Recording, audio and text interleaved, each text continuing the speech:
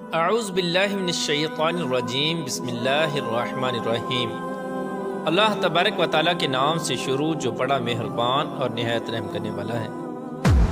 ایک ایسی قوم جس پر اللہ تبارک و تعالیٰ نے اپنا دردناک عذاب نازل فرمایا اور اس قوم کے تمام لوگوں کو بندر بنا دیا۔ اس قوم کے لوگ کون سا ایسا گناہ کرتے تھے جس کی وجہ سے اللہ تبارک و تعالیٰ نے ان پر دردناک عذاب نازل فرمایا، اور یہ لوگ بندر بننے کے بعد کتنی دیر زندہ رہے اور پھر ان کو کس قدر دردناک موت آئی۔ جب یہ لوگ بندر بن گئے تو یہ لوگ اپنے عزیز و اقارب کو دیکھ کر ان سے کیا کہتے تھے، اور کہ آج کے دور میں پائے جانے والے بندر اسی قوم کی نسل میں سے ہیں۔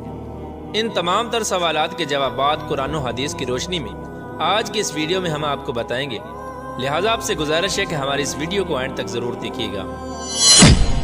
انسانوں کے بندر بننے کی ابتدا حضرت داؤد علیہ السلام کے دور سے ہوئی۔ اس واقعے کا پس منظر کچھ یوں ہے۔ حضرت داؤد علیہ السلام اور ان کی قوم سمندر کے کنارے ایلا نامی گاؤں میں رہتے تھے، اور ان کی تعداد 70,000 کے قریب تھی۔ یہ قوم بڑی ہی خوشحال تھی اور اللہ تبارک و تعالیٰ کی فرما بردار قوم تھی۔ اس قوم کو اللہ تبارک و تعالیٰ نے بے شمار نعمتوں سے نوازا تھا۔ ہر طرف سرسبز و شاداب باغات اور ہر طرف ہریالی ہی ہریالی تھی، اور اللہ تبارک و تعالیٰ کی بے پناہ کرم نوازی تھی۔ یہ لوگ اپنی اس زندگی میں بہت ہی خوش تھے۔ حضرت داؤد علیہ السلام کی قوم چونکہ سمندر کے کنارے رہتی تھی تو اللہ تبارک و تعالیٰ کا ان پر یہ خاص کرم تھا کہ سمندر کے اس کنارے پر بے پناہ مچھلیاں آتی تھیں جن کا یہ لوگ کاروبار کرتے تھے اور بہت ہی خوشحالی والی زندگی گزارتے تھے۔ جب یہ قوم اللہ تبارک و تعالیٰ کی نعمتوں کی وجہ سے خوشحال ہو گئی تو اللہ تبارک و تعالیٰ کی نافرمانی پر اتر آئی اور طرح طرح کے گناہوں کے اندر مبتلا ہو گئی۔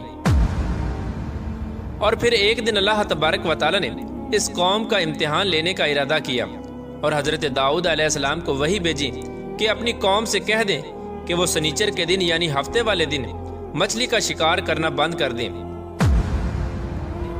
اس طرح اللہ تبارک و تعالیٰ نے حضرت داؤد علیہ السلام کی قوم پر ہفتے والے دن مچھلیوں کا شکار حرام فرما دیا، اور پھر یہاں سے اس قوم کی بربادی شروع ہو گئی۔ حضرت داؤد علیہ السلام نے اپنی قوم کو بتایا کہ اللہ تبارک و تعالیٰ نے ہفتے والے دن مچھلیوں کے شکار کو حرام قرار دے دیا ہے، تو وہ لوگ بہت ہی زیادہ پریشان ہو گئے اور ساری قوم سر جوڑ کر بیٹھ گئی، کیونکہ ہفتے کا دن ہی وہ دن تھا جس میں مچھلیاں وافر مقدار میں آتی تھیں اور خود بخود کنارے پر آ جاتی تھیں، اور باقی دن ایسے تھے کہ بہت کم اور نہ ہونے کے برابر مچھلیاں پکڑی جاتی تھیں۔ اس قوم کا گزر بسر چونکہ مچھلیوں کے شکار پر تھا، اس وجہ سے اللہ تبارک و تعالیٰ کا یہ حکم سن کر یہ قوم پریشان ہو گئی۔ یہ نہیں جانتے تھے کہ اللہ تبارک و تعالیٰ کی طرف سے یہ ایک آزمائش ہے۔ پھر ایک دن شیطان نے ان کو وسوسہ ڈالا کہ سمندر سے نالیاں نکال کر خشکی میں بڑے بڑے حوض بنا لیے جائیں۔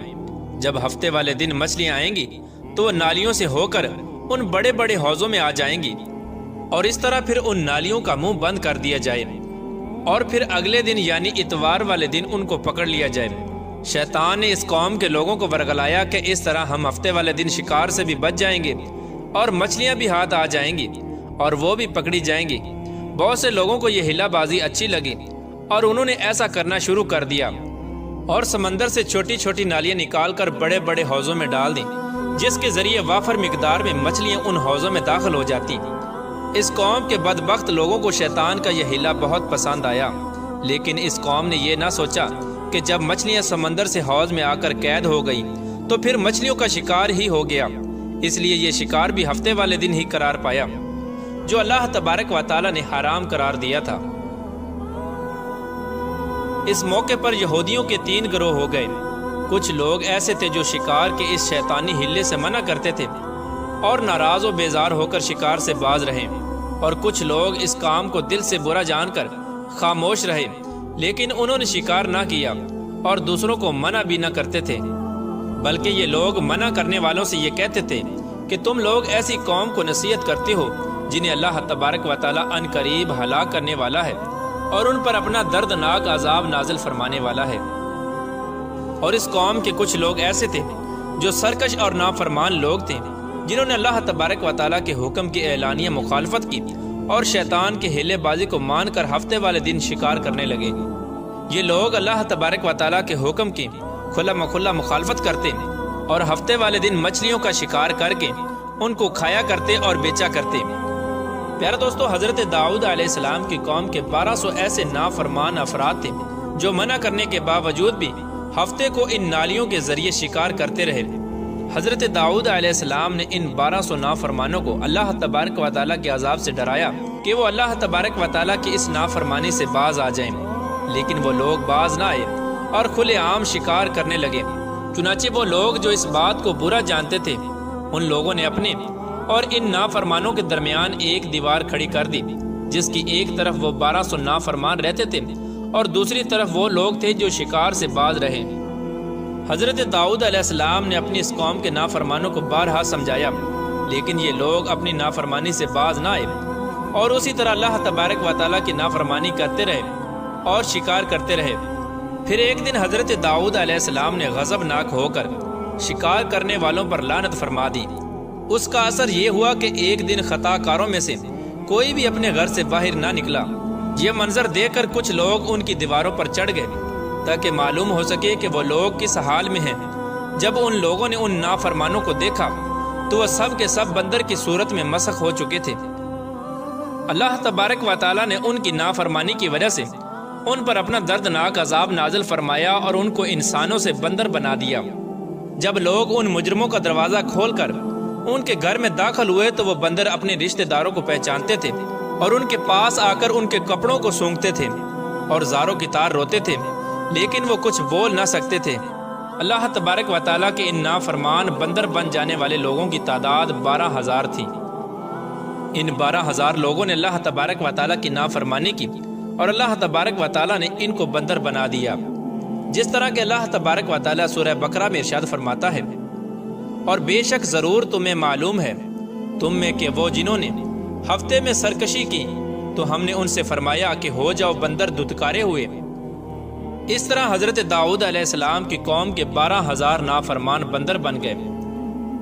یہ لوگ 3 دن تک زندہ رہے اور اس دوران یہ کچھ نہ کھا سکتے تھے اور نہ ہی پی سکتے تھے، بلکہ یوں ہی بھوکے پیاسے سب کے سب ہلاک ہو گئے اور 3 دن کے اندر سب کے سب مارے گئے۔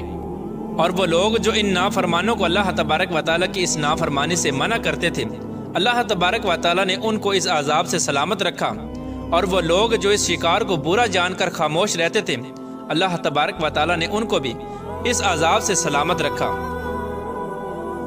پیارے دوستو، اب بات کرتے ہیں کہ آج کے دور کے بندروں میں سے کیا کوئی بندر ان کی نسل میں سے بھی موجود ہے، یا آج کے دور میں پائے جانے والے بندر انہی بندروں کی نسل میں سے ہیں؟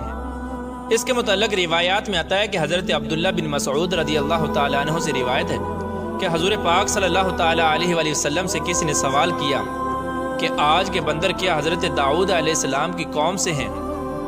تو حضور نبی کریم رؤوف الرحیم صلی اللہ تعالیٰ علیہ وآلہ وسلم نے ارشاد فرمایا کہ اللہ تبارک و تعالیٰ جس قوم پر عذاب بھیجتا ہے یا ان کی شکلوں کو مسخ کرتا ہے تو یہ عذاب انہی پر ہوتا ہے جن پر وہ عذاب نازل ہوا تھا، اور اس کے بعد اللہ تبارک و تعالیٰ ان لوگوں کو ہلاک کر دیتا ہے اور ان کی آگے نسل نہیں بڑھتی۔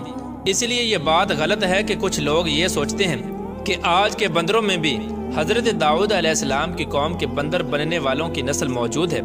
ایسا کچھ بھی نہیں ہے۔ وہ لوگ صرف اور صرف 3 دن زندہ رہے اور اس کے بعد سب کے سب ہلاک ہو گئے، اور اللہ تبارک و تعالیٰ نے اس قوم کے نافرمانوں کو صفحہ ہستی سے مٹا دیا۔